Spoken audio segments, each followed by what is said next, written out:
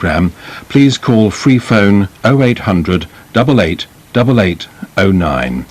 Lines will be open until 12:15 tonight and again tomorrow from 7:30 in the morning until 1:30 in the afternoon.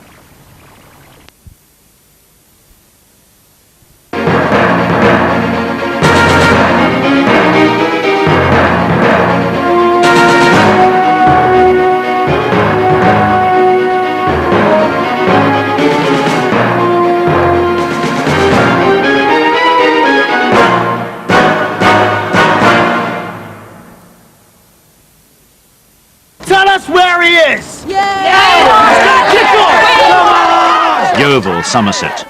Public fear has turned to anger. A child sex killer, Sidney Cooke, has been released from prison. These parents believe he's in a police cell in their town. I can confirm that Sidney Cooke is in custody in the Yeovil and Somerset police area. Well, we already know that, don't we? A senior police officer is regularly visiting the man they fear. He spends a lot of time watching television. He reads the papers. He cleans his accommodation. He sends out for meals. He has his own money. And he generally busies himself living under supervision in secure accommodation. What Sidney Cooke did with his friends is every parent's nightmare, and the children share the adults' fear. We want him to go because he can pinch people and kill people. There's a horrible man going around being horrible to little children. If I go to school and he comes up to me, I just don't want him to hurt me. What I am clear about is that he is very well aware of the public reaction to him. And in fact, the distaste of the public for Mr. Cooke.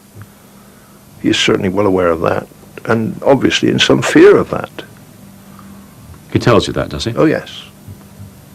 He tells you I'm afraid of them. He is concerned by public reaction. This is the story of a ring of men who used and killed children for pleasure, and of the dark truths about child sex abuse that lie within every community.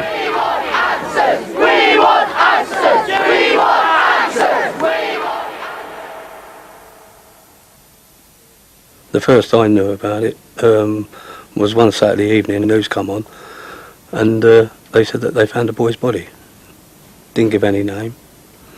I just said some poor parents are going to go through it, you know.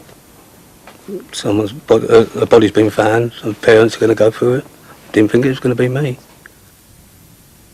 Jason Swift was aged 14. He was obviously good looking from the day he was born. I'm not just saying that because he was my cousin. This is what people are saying. But no, he had a lovely feature in his face. He really did. The BBC's Crime Watch reconstructed the last days of Jason's life. Jason's parents had separated 2 years previously, and later on he'd gone missing and slipped into a London underworld in which some homeless children were treated as common currency, to be passed around by adults and sexually abused. I don't believe he was a homosexual, but he was being paid to commit homosexual acts, and that allowed him to buy food and sometimes gave him somewhere to stay for the night, and that's the sort of life he was leading. Dear Mum, I'm okay. I haven't forgotten about you, so don't worry about me.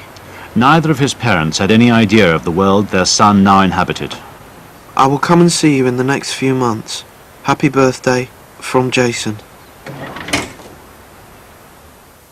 All I know that the media keep calling him a rent boy. As far as I'm concerned, he's not a rent boy. If he was a rent boy, it's only what Cooke and his cronies made him. But on the 30th of November 1985, all the police knew was that a boy's body had been found in a field in Essex. And in most cases of child killing, the attacker isn't a stranger, but familiar to the victim. So once the body had been identified, the police intensely questioned Jason's close family. His father was questioned for 7.5 hours.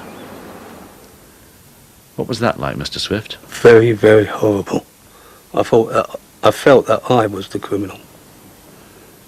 I had to go back to my childhood, from near enough the day I was born, right up to the present day at that time. I felt that I was being accused. If you do recognise that most sexual offences against children are committed by somebody known to the child, then obviously the police would have to explore all avenues, and looking to members of the family would be a reasonable thing for them to do. I still don't understand why. I felt that I was the one that was being accused. Do you understand that, as a matter of fact, in most cases of child sex abuse, it is the immediate family, it is people closely known to the child, not a complete stranger who's responsible, and then that was why the police asked you those questions? I didn't at the time, but I do know now, yeah. But as the police pieced the facts together, they were gradually to discover that this was a very rare crime indeed. The sex killing of a child by a ring of adults. In November 1985, Jason had been taken to the Kingsmead estate in London's East End. And in this flat, a group of men had drugged, violently abused, and killed him. The motivation seemed to be primarily a sexual one, to get sexual gratification out of him. Jason became less than a human being, and more just an object, a rag doll that could be tossed aside when it was all over. Disposed of? Disposed of. Yes, there didn't seem to be any kind of human sensitivity to the needs of Jason as a human being at all. He seemed to have been reduced to the level of being an object.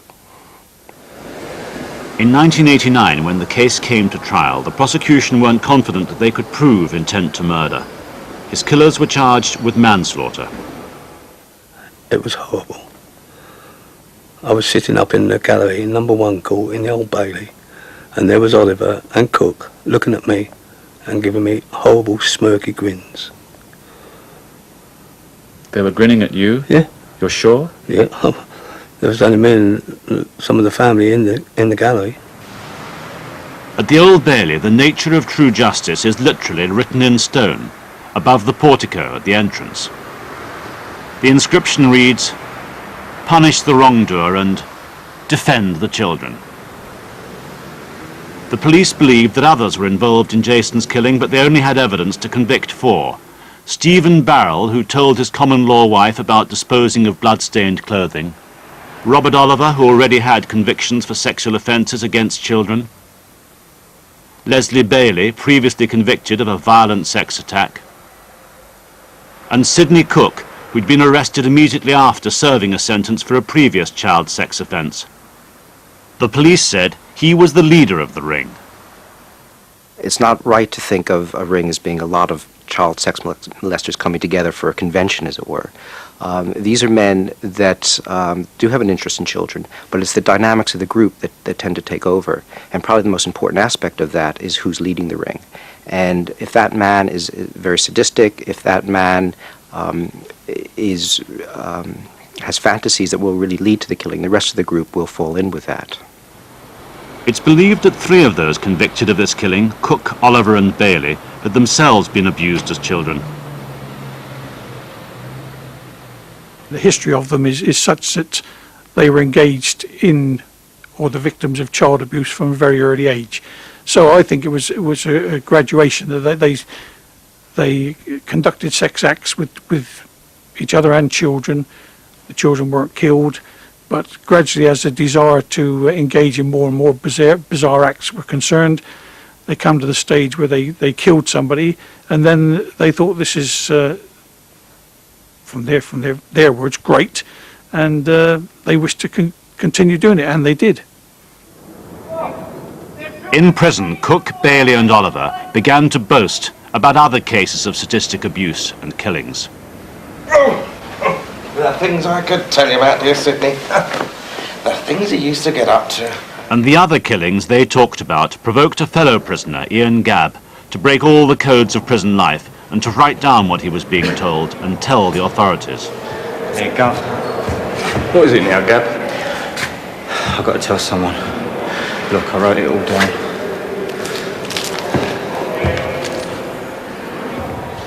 And it was unique in my experience. Although he was a sex offender, he would consider himself a heterosexual sex offender, which was different from what he was hearing when he was in prison. And I think that's what led him to coming forward in the first place. The police set up an operation to run their informant, a convicted rapist, in jail. He was given no favours in return. The police deliberately had him moved at intervals so that he shared cells with Bailey, Oliver and Cooke, and wrote down what each of them told him. The ringleader, Cooke, was the one whom Gabb found the most disturbing, as he recorded in the notes he passed on to the police. I moved in with Sidney Cooke yesterday afternoon. Please God, don't ever let this man walk our streets again. He continually talks about sex with children, but it's really sickening. Cooke has already admitted to me that he's seen about 15 killed. He boasts of this figure. We knew that they were talking to inmates, not talking to each other necessarily, and we just wanted any conversations that he had with them recorded so that it would give us a basis to start our inquiry. With the help of that information, the police got one member of the ring, Bailey, to confess his role in further killings and to name others for their part. The police escorted Bailey outside prison to find out more. Bailey said Cooke, the ring's leader, was involved, and another man, Lenny Smith, a known paedophile whom the police had questioned over the Jason Swift case. To test Bailey's story, the police made him lead them to the place where he said he buried a boy. A young child's body had been found there in the Essex countryside. But sometimes Bailey confused the victims' names. Sometimes he'd only just describe them as a small boy, small half-caste boy, that sort of information. I don't think they cared who they were. Certainly Sidney Cooke and Smith were not the least bit concerned about the boys' names. They just grabbed boys off the streets and then the kids were then abused at some later stage. Barry Lewis was 6. Bailey pleaded guilty to his murder. There was insufficient evidence to prosecute anyone else. Bye. And Leslie Bailey told the police about the killing of one more boy, Mark Tildesley. He was 7. He disappeared years before in Wokingham in Berkshire. Crime Watch made this reconstruction as well. One afternoon, Mark had gone off by himself. We used to live near the town. He used to go on his bike, go to the library on his own, go to the shop on his own. We didn't have no worry about him. You were sure he'd come to no harm? Oh yeah, we were sure he wouldn't come into any harm.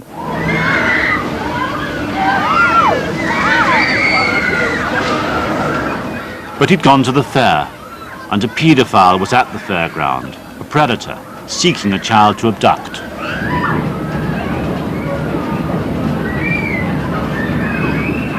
And Mark had turned up, perfect prey. Many of them are experts. Many of them are well organised. They know how to befriend children, they know how to coach children. So they are very good at identifying potential victims. They're very good at sort of befriending children. And they are very determined and committed in making sure that they've got children available for their gratification. Cooke had invited Smith and Bailey to come up from London and join him for a party, his term for child sex abuse. Mark was abducted, abused and killed, probably before his parents, Lavinia and John, even realised that he was missing. I'll never forget the day, not at all. I went to work and then when I come back I said, "Where's Mark?" to John, and he said, "Mark's gone to the fair," and I told him we'd go and meet him. So we got ourselves organised and we went straight down there to meet him. And was he there? No. Mark disappeared on June the 1st, 1984. The fairground isn't there anymore, but there is a small public memorial, a bench, where Mark Tildesley was last seen before he was abducted from the fair and killed. This young child, taken by a stranger, was the ring's first known victim.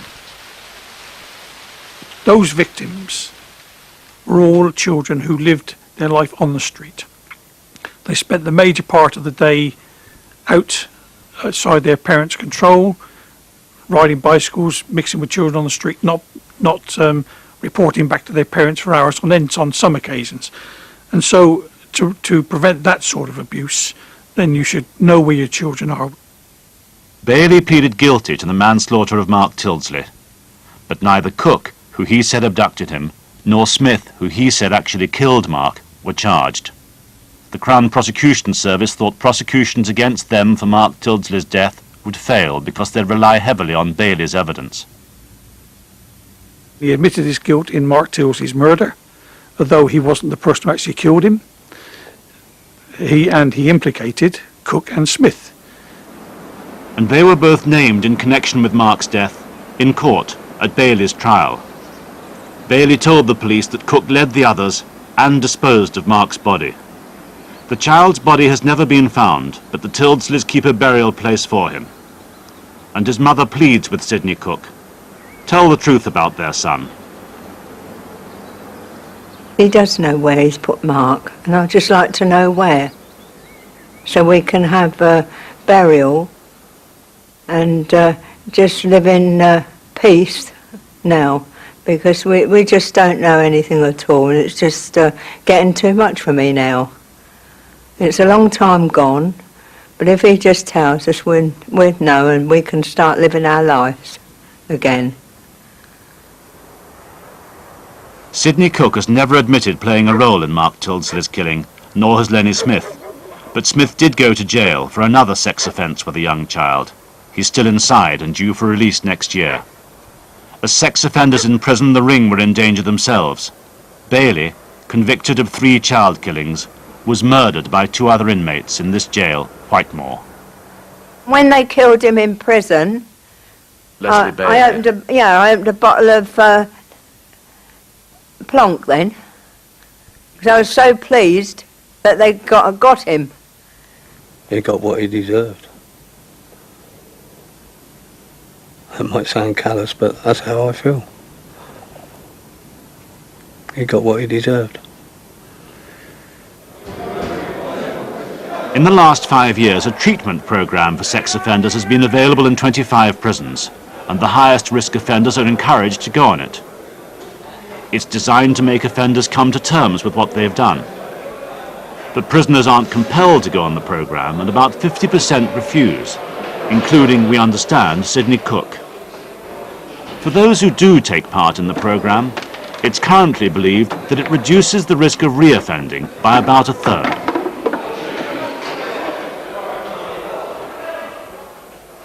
You're talking about a program that aims to change the way people think and the way people behave. And it would be unlikely that that would have a permanent impact that would last forever. It's not like giving somebody a vaccine that all of a sudden cures them of this sort of behavior. So there are no guarantees? Oh, there's certainly no guarantees, and we know that some of these men are going to go out and reoffend in spite of having treatment. The aim of it is to reduce the number of victims. One by one, the gang are now being released. Robert Oliver, who we understand did take part in the sex offenders treatment programme, finished his sentence in September last year. He was still judged to present a considerable risk. I think that he is a very disturbed, damaged man who, because of that, continues to pose a risk to children and young people. My understanding of him is that his capacity to actually learn from his behaviour is very, very limited. And so that is partly why he remains dangerous, because he doesn't have empathy for his victims, he doesn't have remorse, and I don't believe deep down he thinks what he's done is wrong. The press reported Robert Oliver's progress, and he was met with protests wherever he went. After trying to settle in London, Swindon, Dublin and Manchester, he finally chose the south coast resort of Brighton. My Detective Chief Inspector received a telephone call from colleagues in Greater Manchester to say that he was on his way. I have to say that we didn't exactly say thank you for that phone call. Because I heard at one point he also Oliver was not. From the moment Robert Oliver got off the train, the police began a 24-hour covert surveillance operation. Or felt that a bit of freedom he should be allowed more. And all the official agencies who might now become involved met to plan strategy in Brighton Police Station. I don't know, I didn't know any details, I didn't really want to. He had made contact with another paedophile in the area, which is clearly increases risk if somebody is making links with other like-minded people. They go out and buy him food. He was giving money over and saying, I want food. This is what He'd been frequenting places in Brighton where there were unescorted children and young people, including paying a visit to the children's section of a local library. He was observing children? Yes. Just sitting there looking at them? Just sitting, looking, and in our view, putting himself in locations where he knew children were likely to be. So in your terms, did he seem to be checking things out? That was our analysis of what was going on. He spent a significant amount of time watching children. I think that those were all indications, as far as I was concerned, that he wasn't actively seeking to stay out of trouble. If anything, he was putting himself into risky situations. The Education Department wrote to all parents in Brighton, warning them that a paedophile convicted of manslaughter was in the area and that he was extremely dangerous.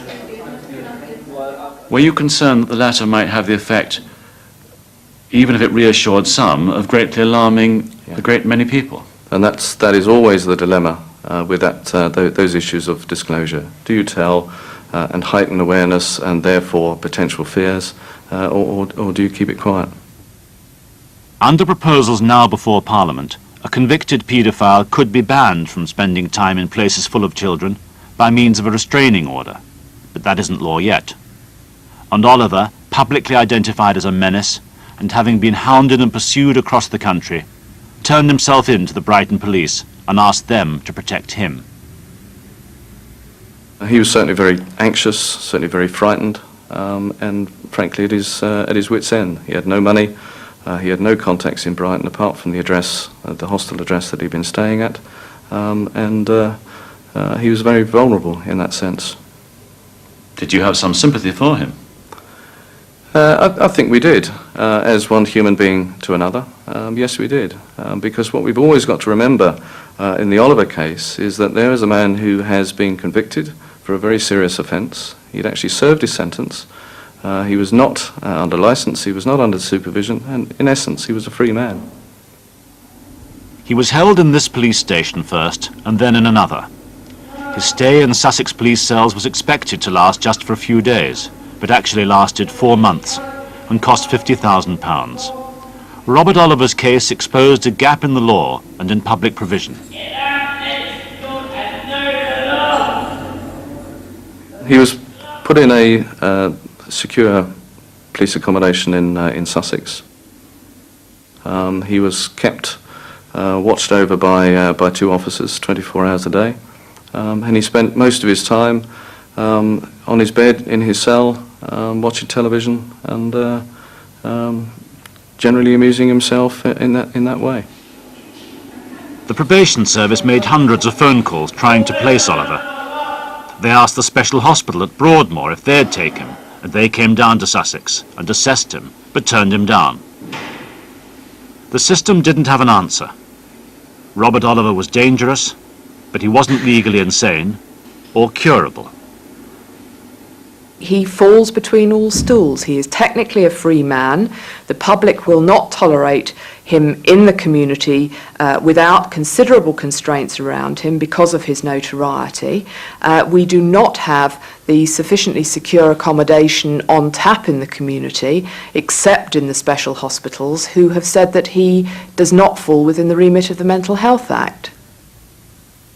What we don't have at the moment is anything that deals with dangerousness per se. The criminal justice system convicts people and sentences them for what they've done. We haven't got anything that controls future dangerousness, and that's really where the gap is. When we've had somebody in prison, they haven't been reformed, we all feel that they still pose a real risk to the public. We haven't got a solution to that at the moment. The problem has existed unsolved for years. The Home Office and the Department of Health are now trying to devise changes to the Mental Health Act and a new type of institution for offenders who may still be dangerous and disordered after their release. They could face indeterminate sentences until they ceased to be considered dangerous, which might be until they died. The problem is that you have an accumulation of men in hospital who you are concerned are dangerous. You're not doing anything for them other than keeping them off the streets. Well, that isn't the role of hospitals. If you want to keep these men off the streets, then they should be in some sort of prison setting, not in a hospital setting. So we shouldn't kid ourselves. If we want to lock them up and throw away the key, fine, but that's not what your job is. If society wants to take the decision that these men should be kept off the streets, that's fine, but they should be put into prison, not into hospitals. Hospitals don't function well as prisons. Eventually, a place was found to take Oliver for the time being. This medium-secure psychiatric unit, called Blenheim House, in Milton Keynes, where he's now being assessed. It's less than 20 miles away from Northampton, where Jason Swift's cousin, Emma, lives. I just sat and cried my eyes out. I couldn't believe that he was literally half an hour up the road from my hometown. It's like rubbing a family's nose in it. I just couldn't believe it. Because that secure unit at Milton Keynes is quite close to us here in Northampton. It is, and because he went in voluntarily, he can actually walk out any time he pleases. First there was Oliver, and very soon afterwards Emma Swift received another shock. In March this year she learned that another of the 4 men convicted of killing her cousin, Stephen Barrell, had been released and was living in her hometown. Barrell's home in Northampton was close to a school. Very sick. How can you come out of, well, I don't know how long he's been out, to be honest, but actually live just a few yards from a lower school? It's not right. And living in my hometown, it really is not right at all. The police had known that Barrell was living in Northampton, but they hadn't disclosed this information to the public. A court case had just established that they did have the right to disclose where a former sex offender was living, but only if there was a pressing need to do so. They didn't believe there was. We don't believe he was one of the principal members of the gang, and I think that was reflected in his sentence. A minor player in, if you like, in the hierarchy of the gang, and I don't believe that, from any evidence that I've had or any information that I've got, that he presents anything like the danger that the others do. And you can talk, can you, about minor players, even though they're involved in child sex killing? You got into the habit of adopting phrases which the public would find disgusting, and I accept that. But yes, a minor player, if you like, in the death and abuse of one child. It was the local paper, the Northampton Chronicle, who discovered Stephen Barrell and exposed him. They checked the Press Council's code first. 9 years previously, Stephen Barrell had been convicted of the manslaughter of Jason Swift. He wasn't involved in other killings that members of the ring committed. Barrell hadn't been charged or questioned about any offence since his release 3 years before the Chronicle's exposure. These things are not necessarily solved in terms of the individual with a sentence, and so the danger to the community continues after the sentence. It left us having to assess whether or not we felt there was a risk to people who might read our paper and be a member of our community. Whatever the courts might have said, whatever the courts might have done, there was a bit more judging to do here.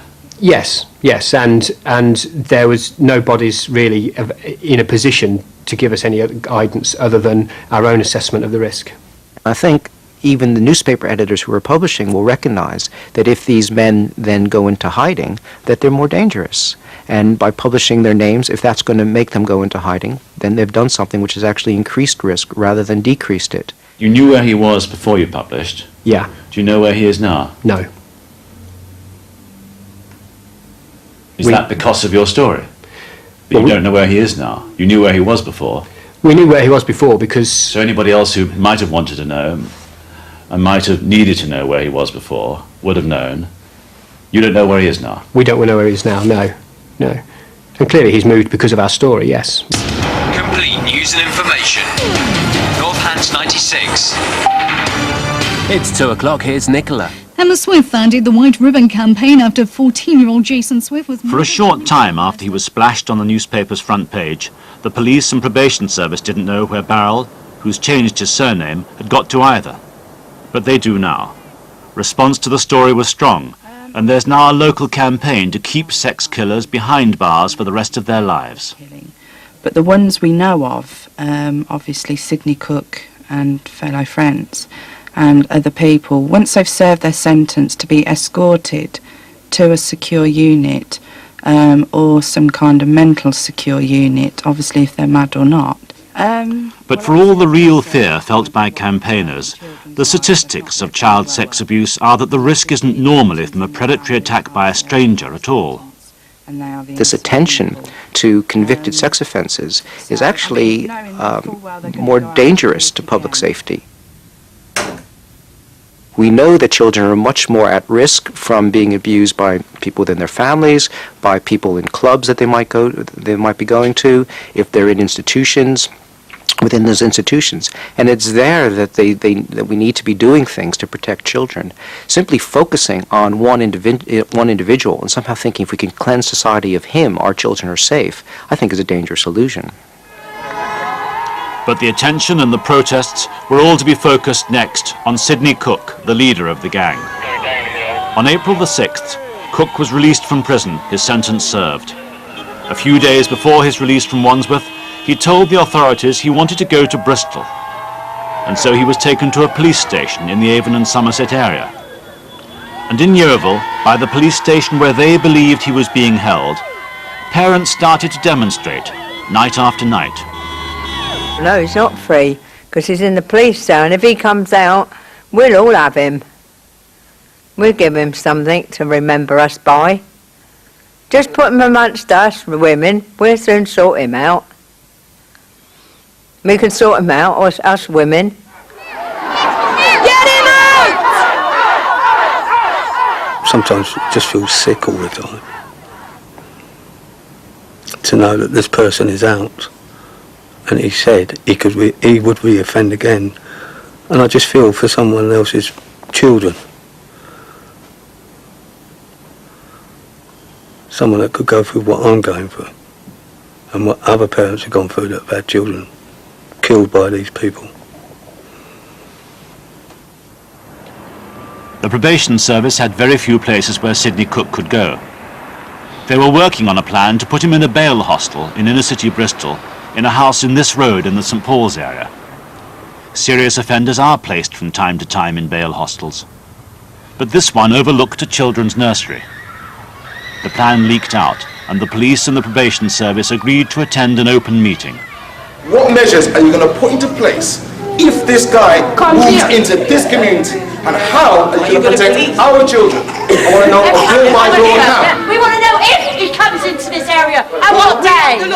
It's up to the authority to protect us. It's not crying out loud. Among the top officials in the probation service and the police who had to face the community where they contemplated placing Sidney Cooke was the senior policeman who was regularly seeing him.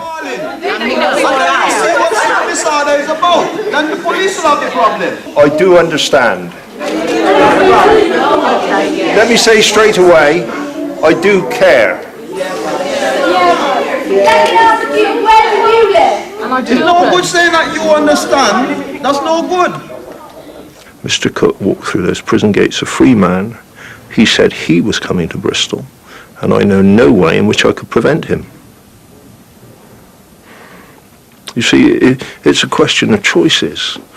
You make a big point on this, but would we rather he had walked through the prison gates with his release money in his pocket and gone on his own way? Is that really an acceptable choice? And what we are talking about today is, do we want these people to be managed and controlled on release, or do we want to drive them underground? The man said he's going to re-offend again, and you want to dump him in our community. That is the risk factor. Keep him in prison. Because if he comes down here, hey.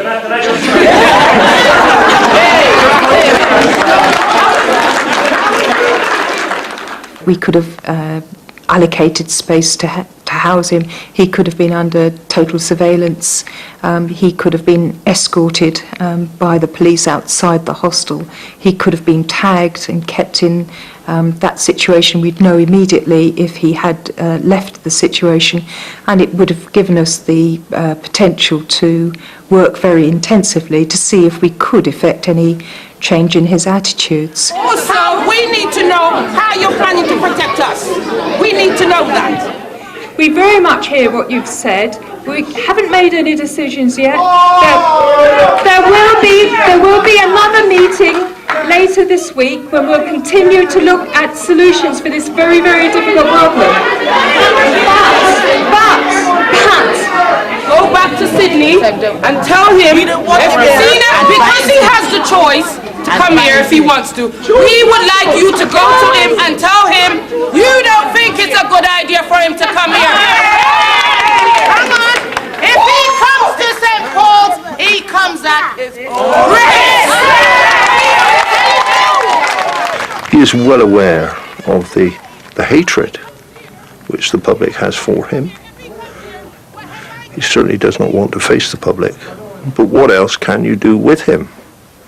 What else can you do with Mr. Cooke? Are you seriously suggesting to me that he serves his prison sentence and then we lock him up again? It doesn't work like that. Society isn't like that, thank goodness. You say thank goodness? Thank goodness, yes. If a person serves their term of imprisonment, then surely it's incumbent on society to make every effort to rehabilitate this person. To rehabilitate him? Which is what? To rehabilitate and to absorb him into society. But reabsorbing child sex offenders convicted of serious crimes, even releasing them into supervised, secure accommodation, provokes fearful opposition, which Cooke in turn fears. The government says a new committee will manage things better in future. For other potentially dangerous offenders still have to be released, including Lenny Smith, the last member of the ring. And Sidney Cooke must go somewhere safe to defend the children. How can they keep him in a secure unit if he doesn't wish to stay there? They can't even keep him in the police station if he doesn't wish to stay there. He can walk out at any time. So what happens in a month, 2 months' time when the publicity has completely died down and he wishes to walk out and to meet up with the people he was formerly associated with? There's nothing to stop him.